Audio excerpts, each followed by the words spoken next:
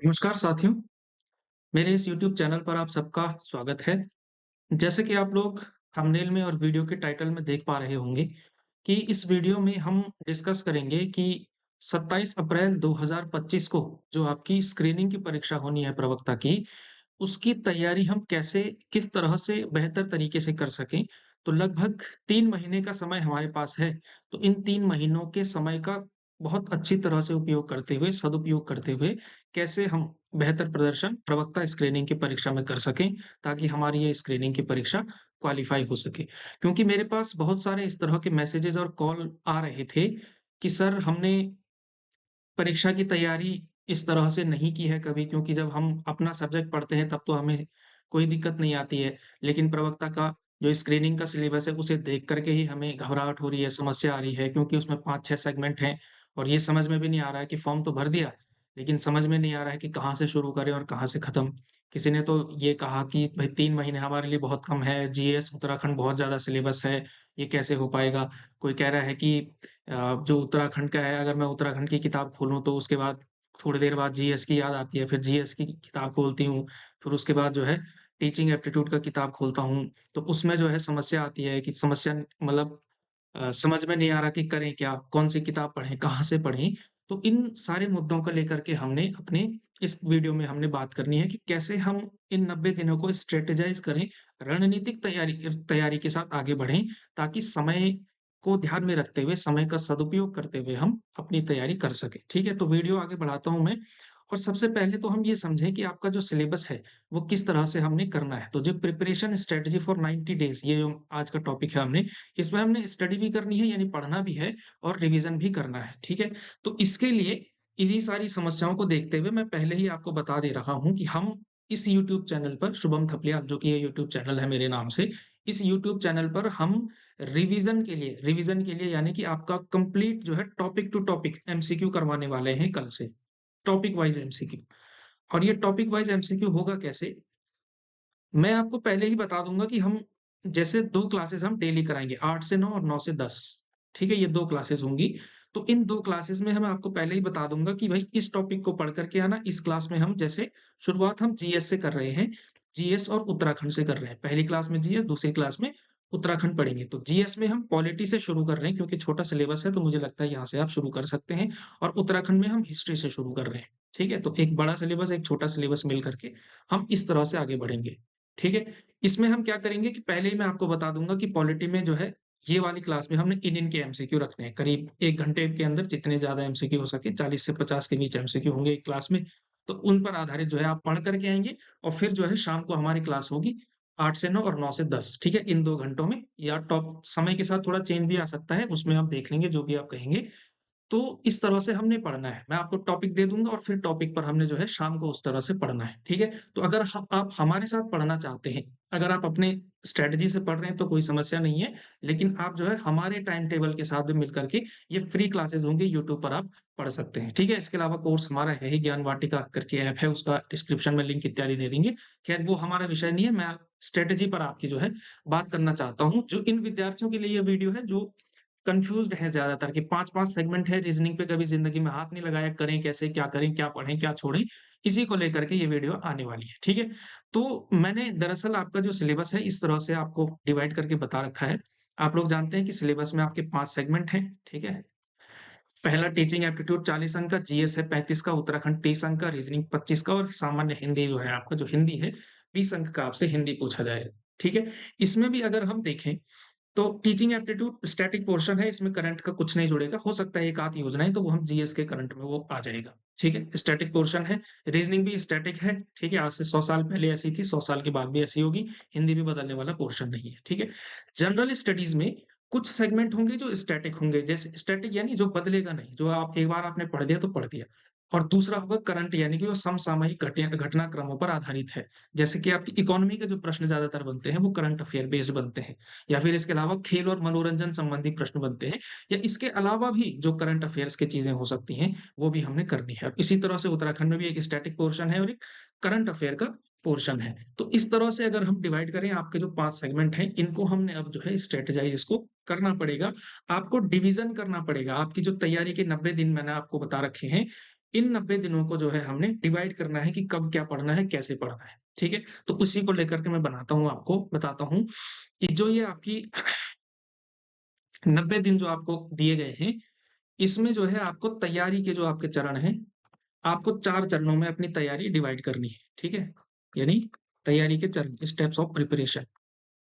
तो जो हम लोग करने वाले हैं जनरली, मैं यहाँ पे अपनी उसके हिसाब से बता रहा हूँ, जो यूट्यूब पर हम लोग पढ़ेंगे, ठीक है?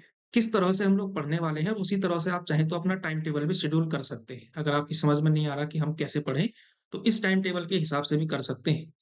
और यही हमने अपने ऐप के अंदर जो पेड कोर्स है, उसमें भी इसी तरह से चल रहा है हमारा कार्यक्रम, ठीक है? फेज़ 1, फेज़ 2 यानी चरण 1, चरण 2, स्टेप यानी फेज़ 3 और फेज़ 4, ठीक है? पहला जो हमारा फेज़ 1 है, ठीक है? पहला जो फेज़ 1 है, ये चलेगा हमारा आज, जो कि आज तो 16 जनवरी है ना?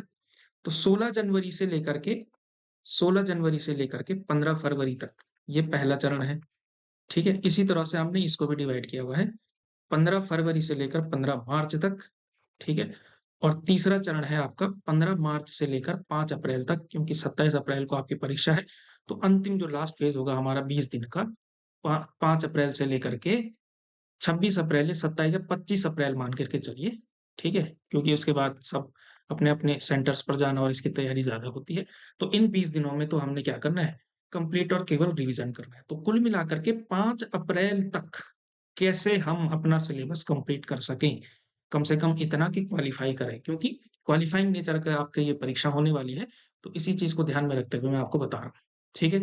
पहले फ़ेज़ के अंदर हम क्या करने वाले हैं, पहले फ़ेज़ के अंदर 16 जनवरी से 15 फरवरी तक, ये जो फ़ेज़ है, इसमें हम लोग करेंगे आपका एक तो उत्तराखंड। उत्तराखंड कंप्लीट किया जा सकता है। अच्छा, मैं आपको पहले बता रहा हूँ, उत्तराखंड स्टैटिक पोर्शन की मैं बात कर रहा हूँ। उत्तराखंड स्टैटिक पोर्शन को हमने इस दौरान कर लीजिए आप। स्टैटिक यानी ज्योग्राफी बदलेगी नहीं, हिस्ट्री बदलती नहीं है, ठीक है? पॉलिटी भी नहीं बदलती है, और इसके अलावा कुछ सेगमेंट है जो स्टैटिक पोर्शन है।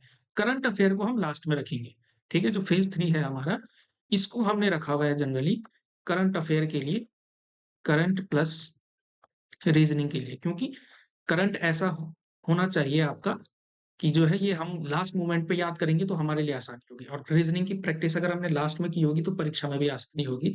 तो 15 मार्च से 25 अप्रैल तक जो है हम रीज़निंग करंट के टच में रह सकते हैं, क्योंकि अगर हमने यहाँ पढ़ दिया इसको, तो यहाँ जो है हमारी कोई मेहनत खराब हो जाएगी। इसीलिए मैंने रीज़निंग और करंट को पीछे रखा हुआ है, ठीक है? तो उत्तराखंड का कंप्लीट स्टैटिक पोर्शन, और इसके अलावा जीएस का भी कुछ-कुछ हिस्सा, और जीएस में हम लोग क्या करने वाले हैं इसमें 15 फरवरी तक, इसमें हमने इतिहास, क्योंकि थोड़ा बड़ा सेगमेंट है इतिहास का, और पॉलिटी जो जीएस वाली पॉलिटी से है वो बहुत छोटी है आपके पास, ठीक है? बहुत बड़ी नहीं है पॉलिटी। आप लोग जानते हैं, एक आपका संविधान की मूल विशेषताएँ पूछी गई हैं, मूल अधिकार, मूल कर्तव्य, डीपीएसपी है, और इसके अलावा क्या है, फिर कुछ अधिनियम है आपके पास, बौद्धिक संपदा का अधिकार और शिक्षा का अधिकार, सूचना का अधिकार, है ना? उपभोक्ता के अधिकार और उपभोक्ता संरक्षण अधिनियम, ये सब आपका पॉलिटी का पूरा सिलेबस है, 8-9 टॉपिक हैं आपके पास। तो ये जो है बहुत कम, ती 2 से 3 क्लासेस में हम कर सकते हैं। मतलब आपको पढ़ने में थोड़ा समय लगेगा, घर पे आपको पढ़ना है अलग से है, ठीक है? समय लेकर के, लेकिन यहाँ पे हमने इस तरह से पढ़ना है, और इतिहास थोड़ा बड़ा सेगमेंट है इसलिए हमने ये रखा हुआ है। तो 15 फरवरी तक आप समझ पा रहे होंगे कि हमने क्या कर लिया है। ये हो जाएगा, कोई इसमें समस्या नहीं है, मैं आपको स्टेप पूरा बता सकता हूँ इसके आगे भी ब्रेक डाउन करके कि एक दिन में कितना-कितना आपने पढ़ना है, ठीक है? तो फिलहाल आप उत्तराखंड स्टैटिक कर चुके होंगे, और जीएस में इतिहास और पॉलिटी हम पढ़ चुके होंगे 15 फरवरी तक, ठीक है? तो अब लेकिन आपको लगना जो है आज से ही है, एकदम तैयारी का जो है पोर्शन आपने आज से शुरू कर देना है। फिर हमारा दूसरा चरण शुरू होगा, और दूसरे चरण में हमने क्या करना है, जीएस के जो 2 सेगमेंट बचे हुए हैं, एक है आपका जो है आपका ज्योग्राफी, क्योंकि बड़ा सेगमेंट है, और इकोनॉमिक्स, और इकोनॉमिक्स में भी अब मैं स्टैटिक पोर्शन की बात कर रहा हूँ, ठीक है? क्योंकि करंट का जो काम है हमने, करंट का काम तो यहाँ करना है, ठीक है? जीएस हो जाएगा, उत्तराखंड हम कर चुके होंगे, और इस फेज़ में हमने एक बड़ा टॉपिक लेना है जो कि है आपका टीचिंग एप्टीट्यूड। टीचिंग एप्टीट्यूड आसानी से किया जा सकता है, बहुत अनप्रेडिक्टेबल होता है टीचिंग एप्टीट्यूड, क्योंकि आसान भी आ सकता है और कठिन भी आ सकता है, ठीक है? आसान आने पर आए तो बहुत आसान आ जाएगा, कठिन पूछने पर आए तो बहुत कठिन आएगा, और सबसे ज़्यादा मार्जिन मतलब सबसे ज़्यादा अंक जो है इसी को मिले हुए हैं, 40 नंबर का टीचिंग एप्टीट्यूड आपसे पूछा जाएगा, ठीक है?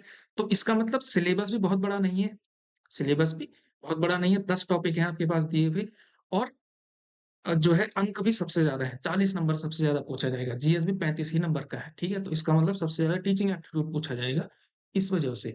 तो इस फ़ेज़ में हमने जो है टीचिंग एप्टीट्यूड पढ़ना है 15 फरवरी से 15 मार्च के बीच, ठीक है? इस तरह से पढ़ेंगे। तीसरा फ़ेज़ मैं आपको बता ही चुका हूँ, करंट अफ़ेयर प्लस रीज़निंग हमने करनी है और क्योंकि हिंदी का जो पोर्शन है, हिंदी का पोर्शन बहुत बड़ा नहीं है। यानी अगर आपको लग रहा हो कि हिंदी कभी जीवन में पढ़ी नहीं, पता ही नहीं है संज्ञा क्या होता है, क्रिया विशेषण क्या होता है, तो आपसे वो वाली चीज़ें तो पूछी ही नहीं जा रही है। हिंदी का सिलेबस आपने देखा होगा, पर्यायवाची शब्द, विलोम शब्द, तत्सम शब्द, तद्भव शब्द, मुहावरे, लोकोक्ति, ये चीज़ें ज़्यादा पूछी जाएँगी, ठीक है? तो बहुत व्याकरण का हिस्सा आपसे नहीं पूछा जा रहा है, समझ रहे हैं आप? बहुत व्याकरणिक जो है एक्सपर्टीज़ आपसे नहीं पूछी जा रही है, जो जनरली ग्रुप सी का या अन्य उसका पैटर्न है। कि आपसे जो है व्याकरण की चीज़ें वहाँ पूछी जाती हैं। यहाँ ज़्यादा जो शब्द पूछे जा रहे हैं, पर्यायवाची वो तो कुल मिलाकर के मतलब अगर आपको एक 50 पेज की पीडीएफ दी जाए, तो आप जो है हिंदी में 20 में से 18 क्वेश्चन कर सकते हैं आराम से। इस लेवल की हिंदी पूछी जाएगी, ठीक है? बहुत कठिन नहीं पूछी जाती। पिछली बार का पेपर भी आपने देखा होगा, बहुत कठिन नहीं पूछा जाता है इसमें से, ठीक है? और फिर जो है इसमें हमने जो आपका करना है, इसमें हमने केवल और केवल रिवीज़न जिसमें कि आपका प्रैक्टिस सेट भी इन्वॉल्व होगा। हालाँकि जो हमारा ऐप होगा उसमें प्रैक्टिस सेट जल्दी शुरू हो जाएगा, लेकिन मैं रिवीज़न के लिए कह रहा हूँ कि जो रिवाइज़ आपने करना है, कोई छोटा-मोटा हिस्सा यहाँ छूट गया जिसको पढ़ना है या पीछे का पोर्शन क्योंकि इसको आप ढाई महीने से ज़्यादा हो चुका होगा, तो उत्तराखंड जीएस आप रिवाइज़ करेंगे पीछे से। और साथ ही साथ जो है हफ्ते में 1 दिन ऐसा भी निकालना है कि जब आप अपने स्तर पर इसको पढ़ेंगे, ठीक है? तो इस तरह से अगर हम डिवाइड करें, तो अब आप समझ पा रहे होंगे कि सिलेबस हमने कितने शानदार तरीके से कर दिया और आपके पास 20 दिन रिवाइज़ के लिए भी बच रहे हैं, प्रैक्टिस करने के लिए भी बच रहे हैं, ठीक है? तो ऐसा नहीं करना चाहिए आपको कि 5 सेगमेंट देख रहे हो, पाँचों की किताबें अगर आपने अपने टेबल पर रखी हुई हैं, तो एक भी नहीं पढ़ पाओगे, ठीक है? ये एक बहुत बड़ी समस्या आती है, ख़ास करके तब क्योंकि हम ज़्यादातर जो टीचिंग की दुनिया में इसकी एस्पिरेंट होते हैं टीचिंग जॉब्स के, उनको अपना विषय आता है, वो अपने विषय को ही पढ़ना ज़्यादा पसंद करते हैं, तो एक सब्जेक्ट उनका बहुत शानदार हो जाता है। लेकिन होता क्या है कि हम जब 5 सेगमेंट आपको दे दिए जाएँ, एक ही पेपर में, तब जो है समस्या आती है कि ये भी पढ़ना है, ये भी पढ़ना है, ये भी पढ़ना है, तब जो है समस्या जो है क्रिएट हो जाती है। क्योंकि स्पेशलिस्ट अप्रोच हमारी होती है, जनरलिस्टिक अप्रोच लेकर के चलने में जो है समस्या क्रिएट होती है, ख़ास करके वो जब हम टीचिंग जॉब्स की तैयारी करने वालों की मैं बात कर रहा हूँ। ग्रुप सी वाले को कहोगे वो आराम से कर लेगा, इसमें कोई समस्या नहीं होगी उसको। लेकिन जो इस तरह से कर रहे होते हैं, तो उसको जनरलिस्टिक अप्रोच अपनी इस तरह से बनानी पड़ेगी, ठीक है? इसके अलावा जो कुछ छोटे-मोटे टॉपिक हैं, ये भी हम कहीं न कहीं इसी बीच एडजस्ट कर लेंगे, आपको बता दिया जाएगा। जैसे आपका एक पोर्शन है दैनिक जीवन में विज्ञान, दैनिक जीवन में विज्ञान, साइंस इन डेली लाइफ ये एक टॉपिक है। पिछली बार इससे 10 क्वेश्चन पूछे गए थे, 10 क्वेश्चन, समझ पा रहे हैं? हमारा ध्यान रह जाता है इस पे, हिस्ट्री, ज्योग्राफी, पॉलिटी, इकोनॉमिक्स पे। अब क्वेश्चन पूछ लिया सामान्य विज्ञान से, 10 प्रश्न पिछली बार पूछे गए थे। करंट अफेयर के पिछली बार 8 क्वेश्चन पूछे गए थे, 35 में से 18 क्वेश्चन आपके जो है इन 2 सेगमेंट से थे। ठीक है? पॉलिटी से पिछली बार 1 क्वेश्चन था सिर्फ, 1 या 2 क्वेश्चन आप मान सकते हैं।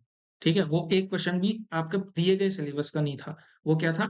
आप उसको उत्तराखंड की पॉलिटी का मान सकते हैं कि पंचायती राज से संबंधित अधिनियम कौन-सा है? आर्टिकल पूछा गया था। ठीक है? आर्टिकल 243 शायद पूछा गया था, ऐसा कुछ था।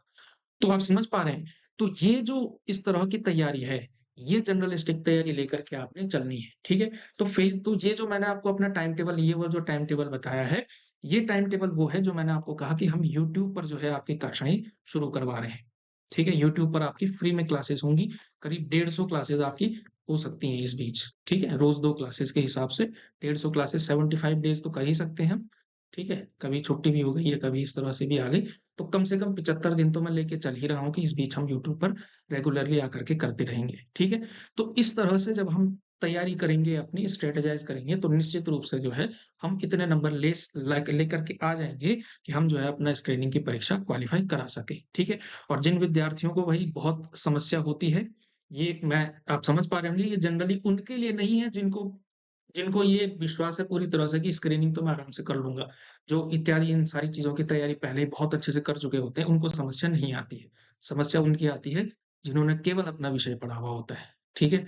और आगे उनको जो है ये सारी चीज़ें पढ़नी पड़ती हैं, रीज़निंग, हिंदी और उत्तराखंड जीएस ये सारी चीज़ें पढ़नी पड़ती हैं, तो उनके लिए जो है जनरली मैंने वीडियो स्पेसिफिक उनके लिए बनाया हुआ है कि इस तरह से आप स्ट्रैटेजाइज़ कर सकते हैं, ठीक है? इसके अलावा भी जो भी अन्य विद्यार्थी हैं वो हमारी इस फ्री क्लासेस का फ़ायदा उठा ही सकते हैं। एमसीक्यू बेस्ड होगी क्लासेस, यानी कि हम एमसीक्यू लेकर के आएँगे, ठीक है? और ये एमसीक्यू टॉपिक वाइज़ होगा, यानी पहले ही आपको बता दिया जाएगा, जैसे आज की क्लास में ही बता दिया जाएगा आपको कि अगली क्लास में क्या होगा, ठीक है? जैसे मैं कल की क्लास के लिए आपको बता देता हूँ कि कल की क्लास में हमने क्या पढ़ना है।